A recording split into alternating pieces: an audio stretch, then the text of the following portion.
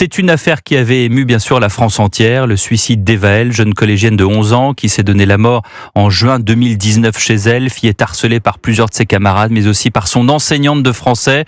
Le procès de cette enseignante se termine ce soir devant le tribunal correctionnel de Pontoise.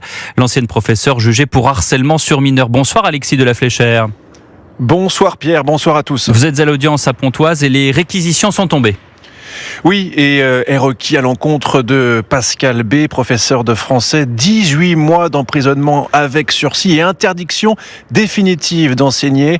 Des réquisitions et les premières réactions. L'avocate des parties civiles, Cliona Noun, elle s'occupe aussi des parents d'Eva L et du jeune Julien qui accuse lui aussi l'enseignante de harcèlement.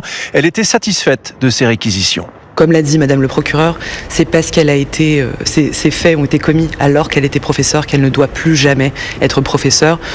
À mon sens, c'est le plus efficace, bien sûr, pour le futur et évidemment le plus rassurant pour la société. Le procureur qui représente la société a pris à la hauteur ce dossier et ses faits et ses agissements. Donc évidemment, il n'est pour moi que justice. Voilà, et l'enseignante Pascal B, 62 ans, habillée d'une veste noire au motif doré, est restée, elle, impassible au moment de ces réquisitions.